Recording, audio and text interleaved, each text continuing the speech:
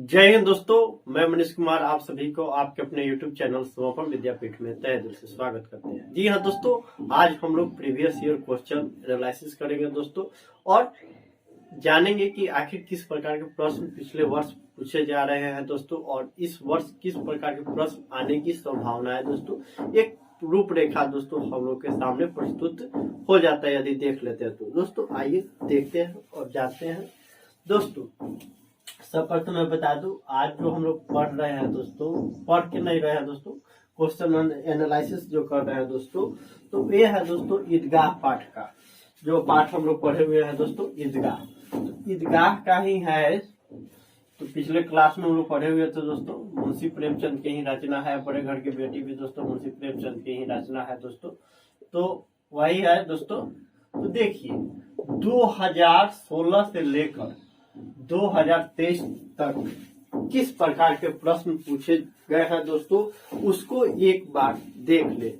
देखने का उद्देश्य यह है दोस्तों कि देख ले मतलब थोड़ा सा इस प्रश्न पर ध्यान देने की आवश्यकता है दोस्तों। VVI question. अब VVI कहने का मतलब ये नहीं कि आप यही क्वेश्चन करके जाइए और कहीं से प्रश्न आ सकते हैं तो वहां पर कहिए कि आप बोले थे VVI ये प्रश्न, और हो सकता है कि ये नहीं आए, हो सकता है कि नहीं आए, मिलता जुलता नहीं है, लेकिन आप उस वक्त कहिएगा कि आप तो बोले थे VVI क्वेश्चन, मैंने उसी को किया और परीक्षा में गया तो उससे प्रश्न नहीं आया। लेकिन VVI कहने का मतलब है कि इतना क्वेश्चन आप ये कर ले रहे हैं दोस्तों, तो मैं नहीं समझता हूँ कि अलग आपको पढ़ने की आवश्यकता है। क्यों, किस लिए नहीं पढ़ने की आवश्यकता है, कब नहीं पढ़ने की आवश्यकता है। यदि आप स्नातक में है तो आपको पढ़ने की आवश्यकता नहीं, क्योंकि आप कहानी को समझ लिया तो इससे ज्यादा आपको क्या जानने की आवश्यकता है दोस्तों। किसी तरह से क्वेश्चन ट्विस्ट करके आ सकता है दोस्तों, समझ रहे तो आप तो आंसर लिख दीजिएगा, इसमें कोई सा भी संदेह नहीं है दोस्तों। यदि आप कहानी का सारांश बिल्कुल स्पष्ट तरीके से समझे हैं तो समझ रहे ना, तो आपको थोड़ा सा भी दिक्कत नहीं होगा। VVI क्वेश्चन इस संदर्भ में है कि आप और क्वेश्चन करें या ना करें, लेकिन ये जो क्वेश्चन है इसको एक बार आप अवश्य कर ले। कुल आपके 6 प्रश्न है, 6 प्रश्न पढ़ लेने से कर लेने से आपको समझिए कि 10 अंक आ जा रहे हैं दोस्तों। तो इससे बड़ी क्या चीज है दोस्तों, इससे क्या है। 6 प्रश्न करने में आपको कितना समय लगेगा दोस्तों। मान लीजिए ये क्वेश्चन एक दिन 6 दिन में 10 नंबर, खेलते कूदते 1-1 घंटा देना है, अपने अनुसार समझ लीजिए, समझ रहे ना। देखिए अब क्वेश्चन पर हम लोग प्रश्न पर नजर डालते हैं। प्रेम, पहला जो प्रश्न है दोस्तों, ईदगाह पाठ क्या है दोस्तों। इसके पहले बड़े घर की बेटी, तो इसके पहले हम लोग ईदगाह पढ़े, ठीक। अभी हम लोग ईदगाह से संबंधित, ईदगाह पाठ से संबंधित महत्वपूर्ण प्रश्नों का जिक्र दिया जा रहा है। देखिए अब प्रेमचंद की कहानी ईदगाह की कथा वस्तु लिखिए।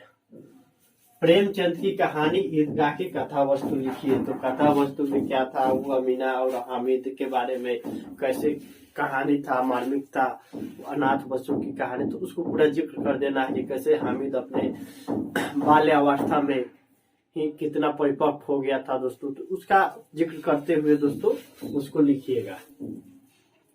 अब देखिए दूसरा, ईदगाह अथवा बड़े घर की बेटी कहानी का सारांश लिखिए, जो कि 2018 में पूछा गया है दोस्तों। इससे पहले था दोस्तों 2016 में, 2017 में दोस्तों इस पाठ से नहीं पूछा गया था। तीसरा दोस्तों क्वेश्चन है दोस्तों, ईदगाह कहानी बाल मनोविज्ञान की कहानी है, विवेचना कीजिए। तो देखिए कहानी पढ़ लेने से आपको यह स्पष्ट हो जाता है कि किसी भी प्रकार का प्रश्न घुमाकर आते हैं तो आप वहां पर आपकी कलम थमती नहीं है दोस्तों, आप धराधर लिख लेते हैं दोस्तों। ये बात मानकर चलिए, मान करके ये वास्तविकता ही है दोस्तों। यदि आप समझे हुए हैं तो आपको वहां पर हाथ नहीं रुकेगा, वहां पर आप लिख लीजिएगा, ये बात समझ लीजिएगा। अब देखिए ईदगाह कहानी के चौथा कहानी दोस्तों 2020 में पूछा गया है दोस्तों, ये वाला 3 नंबर। ईदगाह कहानी के हामिद का चरित्र चित्रण कीजिए।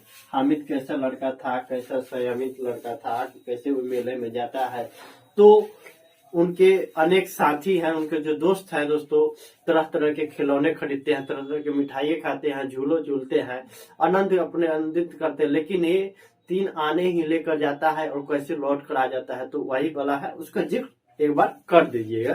तो ये आप लोग अपने अनुसार लिखना है, अपने से ज्यादा सोचने की आवश्यकता नहीं है। हो सकता है कि आप लोग गैस पेपर खरीदे होंगे तो यहाँ वहां पर दिया ही रहता है, आप वहां से भी कर सकते हैं, उसमें ज्यादा सोचने की आवश्यकता नहीं है। लेकिन आप यदि कहानी समझ लिए तो अपने से लिखने का प्रयत्न कीजिए, बहुत ही अच्छा रहता है, प्रयास रहता है। तो एग्जाम में थोड़ा टाइटली भी लिया जाता है, स्ट्रिक्टली लिया भी जाता है, तो वहां पर आपका किसी भी प्रकार की समस्याओं का सामना नहीं करना पड़ता है, क्योंकि आपने अभ्यास किया है। तो अभ्यास किया है तो अब तो हमेशा खास तौर पर कीजिएगा, किसी कोई विश्वास करे या ना करे।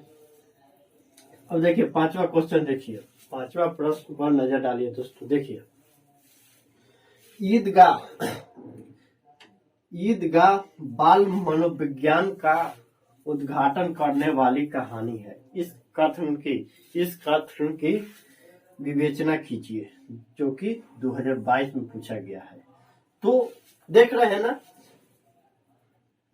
21 और 22 वाला प्रश्न में कितना विभिन्नताएं हैं, लेकिन एक पढ़ लेने से, दोनों पढ़ लेने से दोस्तों, दोनों का मतलब समझ लेना कि आपका मतलब एक रूपरेखा तैयार हो जाता है आपके, मतलब एक क्या बोलते हैं, रूपरेखा आपके अंदर मतलब तैयार हो जाता है मन में कि हाँ ऐसे न ऐसे करना है। आपका मतलब माइंड सेटअप रहता है, वहां पर परीक्षा में आपको ज्यादा सोचने के वक्त नहीं रहता है, आप तुरंत लिख सकते हैं दोस्तों।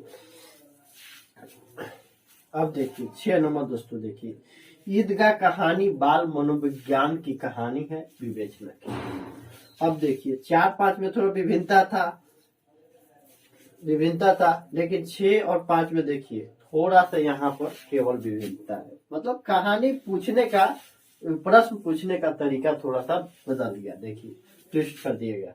ईदगाह 5 नंबर क्वेश्चन देखिए, ईदगाह बाल मनोविज्ञान का उद्घाटन करने वाली कहानी है, इस कथन की विवेचना कीजिए। लेकिन वही प्रश्न को घुमाकर 2023 में पूछ रहा है दोस्तों, ईदगाह कहानी बाल मनोविज्ञान की कहानी है, विवेचना कीजिए। तो ये कर ले रहे हैं तो ये आपका समाधान हो जाएगा, लेकिन ये कर ले रहे तो इसका समाधान हो जाएगा।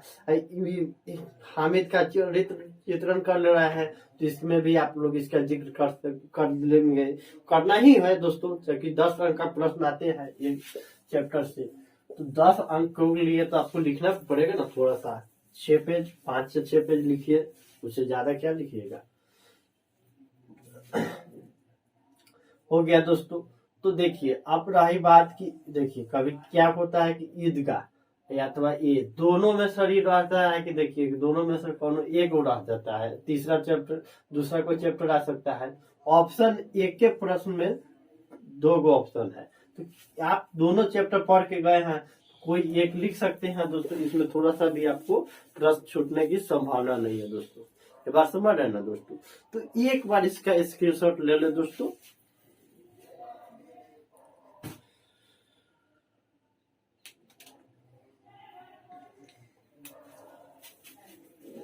हाँ तो दोस्तों, मैं उम्मीद करता हूं दोस्तों कि आपको समझ में आ गया हो दोस्तों। और दोस्तों किसी भी प्रकार को चैनल संबंधित शिकायत अथवा सुझाव हो तो आप लोग निस्संदेह मुझे सूचित करें, ताकि यथासंभव सुधार किया जा सके दोस्तों। मिलते हैं अगले क्लास में, तब तक मुझे इजाजत दीजिए दोस्तों। जय हिंद, जय भारत।